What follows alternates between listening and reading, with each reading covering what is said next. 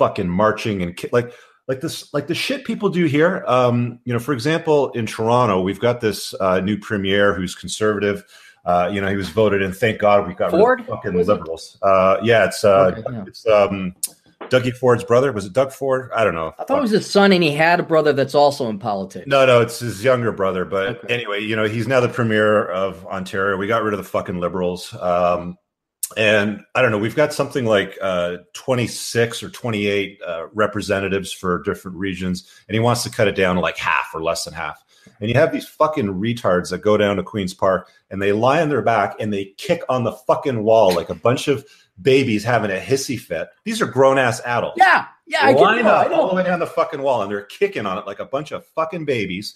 It's not fair. No, we don't want, 11. We want 26. We want to waste more taxpayers' money. And it's like, do you have a fucking job? It's the daytime. Go do something fucking productive that's going to influence your life, that of your family, the people tight within you. But it's all these social justice causes now, and people get hijacked by this far too often. Far too often. Well, and one thing that I want to kind of push to get people out there, because again, we don't control those people, but it doesn't make them any less annoying, or for the fact that they are trying to parasite and live off of you. Mm-hmm. But what I've been trying to get, I'm always, because I got less in front of me than I do behind me in terms of days. And unless you had particularly long longevity parents, I think because you're a little bit older than me, we're looking at our last, say, 40% of life, I'd estimate. Yeah, I'm about halfway through it, I'd say. Yeah. And you know what? I'm not going to go through my last dwindling days of life worrying about shit that I don't control. I'm not going to let these insane people, I don't even want to call them leftists, because politics really doesn't define them as much as their mentality or the mental state or lack thereof defines them. I'm not going to let these people ruin my day. But what I am going to do is take an enjoyment in the fact of, you got to figure out what is their lives like.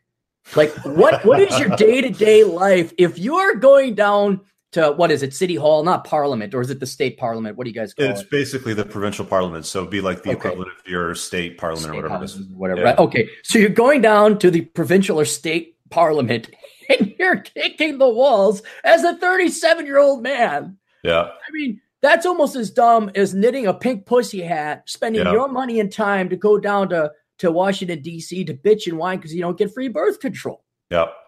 And if you just look, think, like, what do you do after, okay, you're done banging the walls with your feet.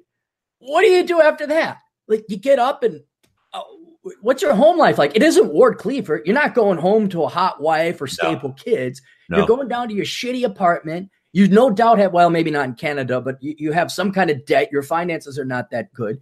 You work your shitty ass barista job.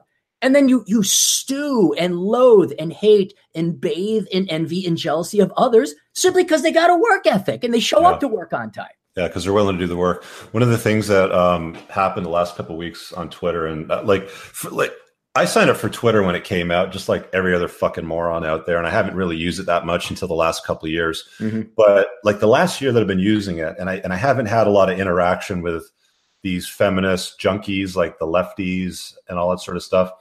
And I don't know what happened, but I put up a statement out. It was about like early September. So this is about 4 weeks ago. And it must have got picked up by somebody and they shared it on some feminist forum or discussion blog or some shit like that. I think it said something like feminist, or it said something like, "Dear feminists, you can either have equality or chivalry, but you can't have both." Straightforward, right? Makes sense. Not even agitating or like provocative kind of thing. Like you'd think it's it's pretty lame and cool, based on some of the shit that you see out there. But didn't I get one day about 300 notifications in the course of a morning, and I'm like, what the fuck? And I'm looking at it and it's like all these spazzed out like feminist social justice warriors. Look at you, you're an MRA, baldy. You do calculator. It's like all point and sputter. And they're just pointing and sputtering at you with their bullshit. And then you click on a few of their icons and it's like 45,000 tweets, 42 followers, 67,000 tweets, 11 followers. It's like you're fucking talking to an audience and nobody cares. And all you're doing is going around hammering the shit out of people. And it's like, would I want to trade my life with your life? No fucking way. There's nothing going on in your life.